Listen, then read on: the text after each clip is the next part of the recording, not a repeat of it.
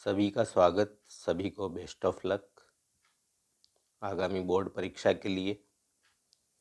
70 number का आपका chemistry का थ्योरी पेपर है और 30 नंबर का ये प्रैक्टिकल एग्ज़ाम है, जिसकी योजना हम देखें तो ये 7 नंबर का अनुमापन, 7 नंबर का अकार्बनिक में अम्लीय एवं क्षारीय मूलक, 4 नंबर में कार्बनिक रसायन में क्रियात्मक समूह, 3 नंबर का प्रोजेक्ट वर्क, 4 नंबर में प्रायोगिक रिकॉर्ड और 5 नंबर में वाइवा यानी मौखिक प्रश्न।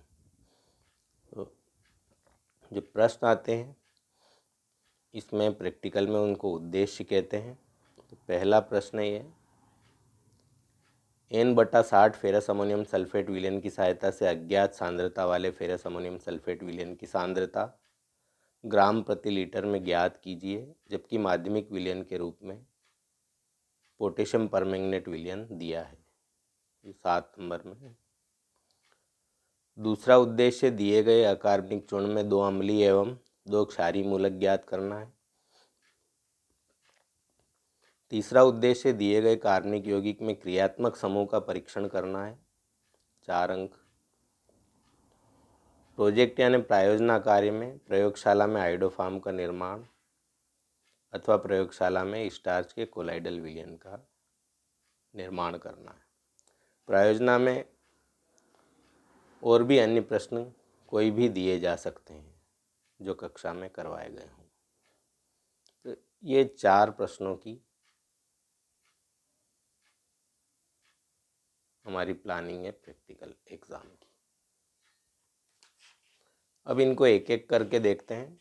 पहला प्रश्न थोड़ा बड़ा होने से हम दूसरे प्रश्न से देखते हैं। अकार्बनिक चूर्ण में 2 अम्लीय और 2 क्षारीय मूलक ज्ञात करना। तो जो मेन इम्पोर्टेंट अम्लीय मूलक हैं जिनका परीक्षण तनु सल्फ्यूरिक अम्ल के साथ किया जाता है, सभी के मैंने सूत्र लिखे हैं, नाम में बताता जाऊंगा। तो तनु वाले हैं अम्लीय मूलक CO3 - यानी कार्बोनेट और CH3COO- यानी एसीटेट। और सांद्र सल्फ्यूरिक अम्ल के साथ जो परीक्षण देते हैं वे अम्लीय मूलक हैं क्लोराइड, ब्रोमाइड, आयोडाइड, नाइट्रेट और सल्फेट। सल्फेट पे 2- है इसकी वैलेंसी, SO4 2-। तो अब हम प्रायोगिक कार्य किस प्रकार से करेंगे और कॉपी में उनको कैसे नोट करेंगे। तो जो भी हमको पाउडर दिया जाएगा पुड़िया बनाकर, उसमें से थोड़ा सा पदार्थ लेंगे परख नली में, मक्का के दाने के बराबर। उसमें 1 ml H2SO4 मिलाएंगे तनु। अगर कार्बन डाइऑक्साइड गैस के बुलबुले निकले तो उसमें कार्बोनेट हो सकता है। इसका पुष्टि परीक्षण करेंगे। गैस को चूने के पानी में लाइम वाटर में प्रवाहित करने पर चूने का पानी दूधिया हो जाता है, तो कार्बोनेट कन्फर्म है, पुष्टि हो जाती है उसकी। जो प्रयोग हम करेंगे वो इस प्रयोग वाले कॉलम में लिखेंगे, जो परिवर्तन हमको दिखाई देंगे वो निरीक्षण वाले कॉलम में लिखेंगे, और जो परिणाम आएंगे वो निष्कर्ष वाले कॉलम में लिखेंगे। निष्कर्ष के स्थान पर परिणाम भी लिख सकते हैं। तो ये हमारा अम्लीय मूलक में एक हो जाता है कार्बोनेट। करने हमको 2 ही है, हम 4 उदाहरण बताएंगे, एक तनु में से और एक सांद्र में से करना है। दूसरा, पदार्थ की थोड़ी सी मात्रा को परख नली में लेकर 1 ml तनु H2SO4 मिलाते हैं। सिरके की गंध आती है, एसीटेट हो सकता है। पुष्टि परीक्षण करेंगे। पदार्थ की थोड़ी सी मात्रा को हथेली पर लेकर थोड़ा सा पानी डालकर रगड़ते हैं, सिरके की तेज गंध आती है, एसीटेट कन्फर्म है, CH3COO- कन्फर्म है। अगले हमारे सांद्र H2SO4 के साथ जो परीक्षण देते हैं, तो लिखने का तरीका और प्रयोग लगभग सब में यही रहेगा कि पदार्थ की थोड़ी सी मात्रा परख नली में लेकर 1 ml इसमें सांद्र H2SO4 मिलाते हैं। तीक्ष्ण गंध वाली गैस निकलती है, क्लोराइड हो सकता है, Cl-। पुष्टि परीक्षण करेंगे। परख नली को हल्का गर्म करके अमोनियम हाइड्रोक्साइड से भीगी छड़ परख नली के मुंह पर लाते हैं। अमोनियम क्लोराइड बनता है नौसादर, जिसका सफ़ेद गाढ़ा धुआं निकलता है। क्लोराइड कन्फर्म है, Cl- कन्फर्म है। सांद्र वाला दूसरा उदाहरण दिया हमने। पदार्थ की थोड़ी सी मात्रा परख नली में लेकर 1 ml इसमें सांद्र H2SO4 मिलाते हैं और फिर इसमें बेरियम क्लोराइड BaCl2 विलयन मिलाते हैं। सफ़ेद अवक्षेप प्राप्त होता है। सल्फेट हो सकता है SO4 2-। पुष्टि परीक्षण करेंगे। अवक्षेप में सांद्र HNO3 मिलाते हैं। अवक्षेप नहीं घुलता है तो सल्फेट कन्फर्म है, क्योंकि ये सल्फेट जो होता है अम्लराज यानी एक्वारेजिया में घुलता है। 3 भाग HCl और 1 भाग HNO3 अम्लराज में घुलता है, HNO3 में नहीं घुलता है। तो ये थे हमारे 7 अंक में 2 अम्लीय और 2 क्षारीय मूलक। तो मैंने 4 उदाहरण दिए थे, इसमें से एक आप तनु में से और एक सांद्र में से कोई सा भी कॉपी में 2 लिख सकते हैं 4 में से। अब हम देखते हैं क्षारीय मूलक। तो क्षारीय मूलकों को पहले समझ लेते हैं कि इनके 6 समूह होते हैं और उनमें भी 0 समेत 7 समूह होते हैं। तो पहले ग्रुप में अमोनिया है। सभी प्रश्नों में मैंने जो बहुत ही IMPA और ज़्यादा कराए जाते हैं उन्हीं के बारे में बताया। तो 0 ग्रुप में अमोनिया है और इसका ग्रुप रिएजेंट यानी समूह अभिकर्मक है सोडियम हाइड्रोक्साइड। और अवक्षेप आता है इसमें, या परिवर्तन क्या होता है, तो इसमें अमोनिया गैस निकलती है। पहले ग्रुप में जो मुख्य है वो लेड है Pb2+। इसका समूह अभिकर्मक है तनु HCl। समूह अभिकर्मक यानी जिस अभिकर्मक की उपस्थिति में ये अपने परीक्षण देते हैं। तनु हाइड्रोक्लोरिक अम्ल और सफ़ेद अवक्षेप इसमें प्राप्त होता है। लेड क्लोराइड का PbCl2 का सफ़ेद अवक्षेप। दूसरे ग्रुप में कॉपर Cu2+ और इसका समूह अभिकर्मक है तनु HCl की उपस्थिति में H2S gas, hydrogen sulphide gas, और ये काला अवक्षेप देता है, CuS बनता है, कॉपर सल्फाइड। तीसरे ग्रुप में 3 है मुख्य इम्पोर्टेंट, फेरिक एल्यूमिनियम और क्रोमियम। 3+ इनकी वैलेंसी है और समूह अभिकर्मक है अमोनियम क्लोराइड की उपस्थिति में अधिकता में अमोनियम हाइड्रोक्साइड विलयन मिलाना है इसमें। लाल भूरा अवक्षेप आए तो आयरन है, सफ़ेद अवक्षेप आए तो एल्यूमिनियम है और हरा अवक्षेप आता है तो क्रोमियम है, क्योंकि ये हाइड्रोक्साइड्स बना लेते हैं इनके। चौथे समूह में जिंक मैंगनीज निकल कोबाल्ट, संयोजकता है इनकी 2+ और समूह अभिकर्मक है अमोनियम हाइड्रोक्साइड की उपस्थिति में H2S gas, hydrogen sulphide gas. तो गदला सफ़ेद जिंक का आता है ZnS बनता है, हल्का गुलाबी मैंगनीज का, काला अवक्षेप निकल का और कोबाल्ट का भी काला अवक्षेप आता है। ये सल्फाइड बना लेते हैं H2S गैस से क्रिया करके। 5th ग्रुप में हम देखें तो बेरियम स्ट्रांशियम कैल्शियम, BSC से भी इसको याद रख सकते हैं। वैलेंसी 2+ है तीनों की। समूह अभिकर्मक है अमोनियम क्लोराइड ठोस, थोड़ा सा अमोनियम हाइड्रोक्साइड विलयन अधिकता में, और अमोनियम कार्बोनेट NH4 CO3। ये इन तीनों इसके समूह अभिकर्मक हैं और इसमें अवक्षेप आता है तीनों में सफ़ेद, बेरियम स्ट्रांशियम कैल्शियम के। इनमें से कोई भी उपस्थित हो तो बाद में इसका इनके विशेष परीक्षण हम करते हैं। तो अब और छठे ग्रुप में इसमें एक और होता है मैग्नीशियम Mg2+। तो करना हमको 2 ही है, तो हम जो मुख्य रूप से आसानी से जो किए जा सकते हैं वो 0 ग्रुप में अमोनिया को कर सकते हैं। इसमें पदार्थ की थोड़ी सी मात्रा को परख नली में लेकर 2 ml सोडियम हाइड्रोक्साइड विलयन मिलाकर गर्म करते हैं। अमोनिया गैस निकलती है तो अमोनिया NH4+ अमोनियम आयन हो सकता है। कन्फर्म कैसे करेंगे इसको? परख नली के मुंह पर सांद्र HCl से भीगी हुई छड़ लाते हैं, इसमें अगरबत्ती जैसा सफ़ेद गाढ़ा धुआं निकलता है, इसका मतलब NH4+ यानी अमोनियम कन्फर्म है। और दूसरा हम प्रथम समूह का करवा देते हैं लेड, क्योंकि आगे के समूह में जाने के लिए अन्य कई प्रायोगिक क्रियाएं करनी पड़ती है। H2S गैस को दूर भी करना पड़ता है, उबालना पड़ता है, इसलिए 0 और फर्स्ट ग्रुप का कराने से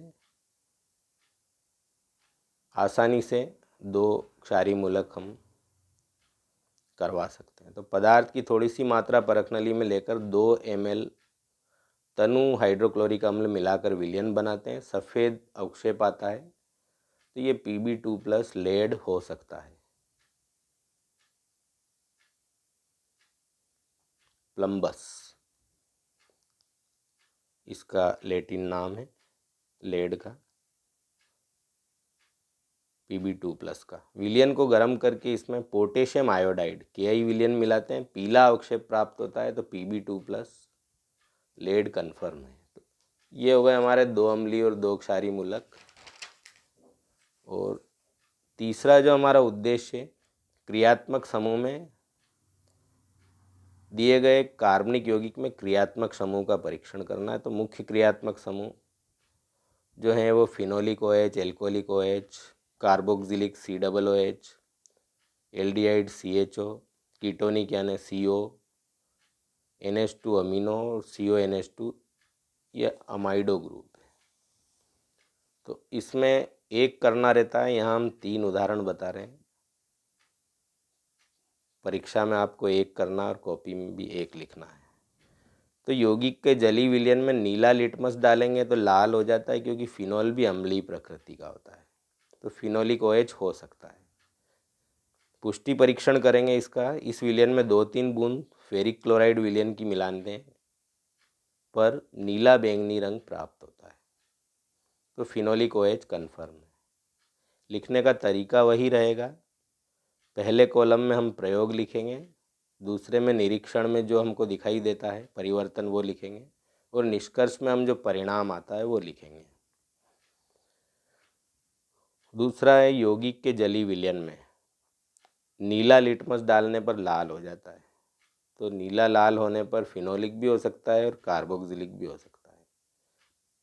तो कार्बोक्सिलिक अगर है तो इसमें सोडियम बाइकार्बोनेट विलयन मिलाते हैं, इसको सोडियम हाइड्रोजन कार्बोनेट भी बोलते हैं NaCO3, और सोडियम बाइकार्बोनेट भी बोलते हैं, खाने का सोडा होता है। कार्बन डाइऑक्साइड गैस के बुलबुले निकलते हैं, तो हमारा कार्बोक्सिलिक समूह कन्फर्म है। तीसरा परीक्षण एल्कोहलिक ग्रुप का है, एल्कोहल जैसी गंध आती है और लिक्विड होता है ये, और इसमें हम 3-4 बूंद सेरिक अमोनियम नाइट्रेट का विलयन मिलाते हैं तो लाल रंग आता है, तो एल्कोहलिक समूह कन्फर्म हो जाता है। तो इन 3 में से जो आपको दिया जाए और जो आपके प्रयोग में परिणाम प्राप्त हो वो आपको इस तरह से लिखना है सारणी बनाकर। तो ये हमारे 2 प्रश्न हो जाते हैं। अब प्रथम प्रश्न थोड़ा अलग है और थोड़ा लेंदी भी है, कि अनुमापन है ये, और इसको क्वांटिटेटिव एनालिसिस भी कहते हैं, यानी परिमाणात्मक प्रयोग। पहले जो 2 हमने बताए वो गुणात्मक थे, इनमें परिमाणात्मक यानी मात्रा निकालनी पड़ती है। तो जो हमारा उद्देश्य था वो हमने पहले बता दिया था, यह हमारा उद्देश्य था। इसमें सबसे पहले उद्देश्य लिखना है कि ऑब्जेक्ट क्या है हमारा। N/60 फेरस अमोनियम सल्फेट विलयन की सहायता से अज्ञात सांद्रता वाले फेरस अमोनियम सल्फेट विलयन की सांद्रता ग्राम प्रति लीटर में ज्ञात करनी है, जबकि माध्यमिक विलयन के रूप में पोटेशियम परमैंगनेट विलयन दिया है, ये 7 नंबर में है। तो कैसे करेंगे इसको? तो सबसे पहले तो हम ये देख लें कि इसमें जो विलयन बनाते हैं तो फेरस अमोनियम सल्फेट का तुल्यांकी भार होता है 392। तुल्यांकी भार क्या होता है? जब अणुभार में संयोजकता का भाग दे देते हैं तो तुल्यांकी भार प्राप्त होता है। उस तुल्यांकी भार को 1 लीटर विलयन में घोलें तो वो होता है हमारा नॉर्मल विलयन। तो जितना दिया हो, जैसे N/60 दिया है तो FAS का तुल्यांकी भार 392 है, तो उसको 60 से हम भाग दे देंगे। तो 60 से भाग देने पर हमको प्राप्त होगा 6.53। तो ये 6.53 ग्राम को हम 1 लीटर विलयन में घोलें तो हमारा N/60 विलयन बन जाता है। और अज्ञात विलयन आपको दिया रहता है जिसकी सांद्रता आपको ग्राम प्रति लीटर में ज्ञात करनी है। तो इसमें सिद्धांत है, इसमें ऑक्सीकरण अपचयन अभिक्रिया होती है, रेडॉक्स रिएक्शन, जिसमें पोटेशियम परमैंगनेट, इसमें थोड़ा सा हम H2SO4 मिलाते हैं गर्म करके, तो ये नवजात ऑक्सीजन देता है। जब भी हम कोनिकल फ्लास्क में फेरस अमोनियम सल्फेट भरते हैं पीपेट की सहायता से, तो थोड़ा सा H2SO4 मिला देते हैं जो नवजात ऑक्सीजन देता है, जो फेरस अमोनियम सल्फेट को फेरिक सल्फेट में ऑक्सीकृत कर देता है। और जब पूरी क्रिया पूर्ण हो जाती है तो पोटेशियम परमैंगनेट अपना पिंक कलर देता है। तो ये तो इसका था सिद्धांत। और इस सिद्धांत में आपको एक समीकरण लिखनी पड़ेगी, ये वाली 2KMnO4 + 10FeSO4 NH4 whole twice SO4 + 8H2SO4, तो आएगा ये K2SO4 + 2MnSO4 + 5Fe2SO4 whole thrice + 10NH4 whole twice SO4 + 8H2O। ये पूरी ऑक्सीकरण अपचयन अभिक्रिया है जिसमें ferrous ammonium sulphate ferric sulphate में ऑक्सीकृत हो जाता है। तो इसमें सबसे पहले उद्देश्य लिखते हैं, उसके बाद आवश्यक उपकरण, ब्यूरेट, पिपेट, कोनिकल फ्लास्क, जो भी आप प्रयोग करेंगे वो लिखेंगे। इसमें मैंने लिखा नहीं है, नहीं तो टॉपिक ये बहुत लेंदी हो जाता।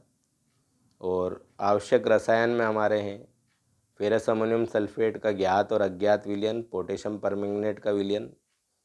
पोटेशियम परमैंगनेट का तुल्यांकी भार 31.6 होता है अम्लीय माध्यम में, और तनु H2SO4। ये 3 रसायन इसमें हमको ज़रूरत पड़ेगी। और इस सिद्धांत के बाद हम जब प्रयोग करते हैं तो ब्यूरेट में हम भरते हैं पोटेशियम परमैंगनेट का विलयन, और पिपेट की सहायता से हम ज्ञात विलयन कोनिकल फ्लास्क में लेते हैं। पहले ज्ञात के साथ अनुमापन करके रीडिंग लेते हैं, जैसे ही गुलाबी रंग आता है तो रीडिंग नोट कर लेते हैं। इस तरह से हम ये रीडिंग्स लेते हैं और 2 सारणियाँ बना लेते हैं। ज्ञात फेरस अमोनियम सल्फेट के लिए तो पीपेट की रीडिंग तो सब एक जैसी आएगी क्योंकि उसका आयतन फिक्स होता है, 20 या 25 या 30 ml की पीपेट होती है। और हर बार विलयन को 0 तक भर दें ऊपर तक तो रीडिंग अच्छी आती है। तो और इसमें भी रीडिंग हम प्रयोग तब तक दोहराते हैं जब तक 2 समान रीडिंग प्राप्त हो जाए। पहली बार करा हमने प्रयोग तो रीडिंग आई ब्यूरेट की 7.20, दूसरी और तीसरी बार 7 रीडिंग प्राप्त हुई, तो फाइनल रीडिंग हो गई है 7। फिर अज्ञात के साथ भी यही क्रिया दोहराते हैं।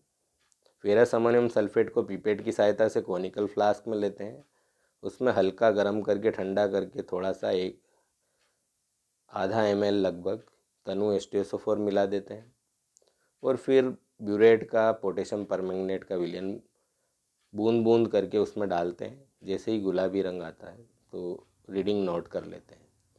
इसमें भी पिपेट की जो रीडिंग है FAS का आयतन वो 20 ml है।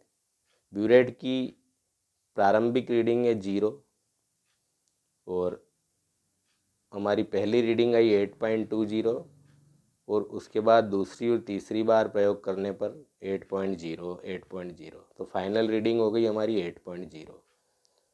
तो ज्ञात के साथ KMnO4 का जो आयतन लगा वो 7 ml लगा और अज्ञात FAS के साथ KMnO4 का जो आयतन लगा वो 8 ml लगा। तो अब इसको हम क्या करेंगे कि इसका जो सूत्र है, क्योंकि ये द्विपद अनुमापन है, इसमें N1V1 बराबर N2V2 वाला सूत्र नहीं लगेगा, वो एक पद अनुमापन में लगता है। इसका जो सूत्र है अज्ञात FAS विलयन की नार्मलता निकालनी पड़ेगी हमको। इसका सूत्र है ज्ञात फेरस अमोनियम सल्फेट विलयन की नार्मलता गुणित अज्ञात फेरस अमोनियम सल्फेट विलयन के साथ अनुमापन में प्रयुक्त KMnO4 का आयतन बटा ज्ञात फेरस अमोनियम सल्फेट विलयन के साथ अनुमापन में प्रयुक्त KMnO4 विलयन का आयतन। तो नार्मलता हमारी ज्ञात की क्या थी, उद्देश्य में दी थी 1/60 और ज्ञात फेरस अमोनियम सल्फेट विलयन के साथ KMnO4 का आयतन जो रीडिंग आई हमारी 8 और अज्ञात के साथ रीडिंग आई 8 और ज्ञात फेरस अमोनियम सल्फेट विलयन के साथ अनुमापन में प्रयुक्त KMnO4 विलयन का आयतन आया 7। तो इनको हल करने पर जो परिणाम प्राप्त हुआ वो 0.0190, जो रीडिंग आएगी उसके अनुसार आपका परिणाम प्राप्त होगा। ये हमने उदाहरण के तौर पे समझाया है 7 और 8। तो अज्ञात फेरस अमोनियम सल्फेट विलयन की सांद्रता कितनी होगी, नार्मलता हमारी निकल गई 0.0190। तो सांद्रता का सूत्र है नार्मलता गुणित तुल्यांकी भार। तो जो नार्मलता आई 0.0190, तुल्यांकी भार है फेरस अमोनियम सल्फेट का 392, तो ये रिजल्ट प्राप्त होगा 7.448 ग्राम पर लीटर। तो परिणाम लिख देंगे हम इस प्रकार से, अज्ञात फेरस अमोनियम सल्फेट विलयन की सांद्रता 7.448 ग्राम प्रति लीटर है, ये हमारा परिणाम हो जाएगा। और सावधानियां भी हम लिख देंगे कि 0 तक रीडिंग बराबर भरेंगे, बूंद बूंद करके हम KMnO4 कोनिकल फ्लास्क में डालेंगे। और सबसे मेन सावधानी ये है कि जब भी हम प्रयोग करेंगे उससे पहले हमारे उपकरणों को पहले जल से धोएंगे और फिर जो संबंधित विलयन उसमें भरेंगे ब्यूरेट और पीपेट में, उस विलयन को थोड़ा सा भर के उससे अच्छी तरह से उन सबको खगाल लेंगे ताकि रीडिंग हमारी सही प्राप्त हो। तो ये था प्रश्न क्रमांक प्रथम 7 अंक वाला अनुमापन। और चौथा प्रश्न जो है प्रोजेक्ट वर्क, प्रायोजना कार्य, उसमें आप अपने अनुसार कुछ भी दे सकते हो, परंतु इसमें भी कोई प्रायोगिक विधि जो थ्योरी परीक्षा में काम आ सके वो देने से या वो करने से आपकी थ्योरी की तैयारी भी हो जाएगी। तो यहाँ हमने दिया है प्रयोगशाला में आयोडोफार्म का निर्माण। तो आयोडोफार्म बनाने को आयोडोफार्म रिएक्शन भी कहते हैं। और क्या क्या रसायन लगते हैं इसमें, एथिल एल्कोहल, आसुत जल, ठोस सोडियम कार्बोनेट और आयोडीन के क्रिस्टल्स। रिएक्शन क्या है, ethyl alcohol C2H5OH plus Na2CO3, sodium carbonate और 4I2 आयोडीन। तो 70 से 80 डिग्री सेंटीग्रेड टेम्परेचर है, ये बन जाएगा CHI3 यानी आइडोफार्म। और साथ में HCOONA यानी सोडियम फार्मेट, 5NaI यानी sodium iodide plus water plus carbon dioxide. तो विधि क्या है इसकी, एक कोनिकल फ्लास्क में 10 ml एथिल एल्कोहल लेकर इसमें 10 ग्राम सोडियम कार्बोनेट लेकर आसुत जल में घोलकर 70 से 80 डिग्री सेंटीग्रेड ताप तक गर्म करके इसमें 5 ग्राम आयोडीन के क्रिस्टल डालते हैं। क्रिया के फलस्वरूप आयोडोफार्म बनता है, जिसे 2-3 बार छान कर धोकर सुखा लेते हैं, जिससे पीले रंग के आयोडोफार्म के चमकदार क्रिस्टल्स प्राप्त होते हैं, जो विभिन्न प्रकार की दवाइयाँ बनाने में हम शल्य चिकित्सा यानी ऑपरेशन के जो उपकरण होते हैं डॉक्टर के, उनको धोने में काम आते हैं ताकि वो इन्फेक्शन से रहित हो सके। तो ये 4 प्रश्न हमको प्रयोग में करने हैं, प्रयोग करने हैं और लिखने हैं। और बाकी आपके रिकॉर्ड और वाइवा के नंबर हैं। तो अंक एक बार और बता देता हूँ मैं। ये अंक विभाजन है। ये अभी जो प्रश्न बताया अनुमापन वाला, ये 7 अंक का है। और 2 अम्लीय और 2 क्षारीय मूलक जो हमने परीक्षण करे वो भी 7 अंक का है। कार्बनिक क्रियात्मक समूह 4 अंक, प्रायोजना कार्य 3 अंक, रिकॉर्ड 4 अंक और वाइवा यानी मौखिक प्रश्न 5 अंक। तो ये 30 अंक हो जाते हैं। तो अभी तक अंक विभाजन और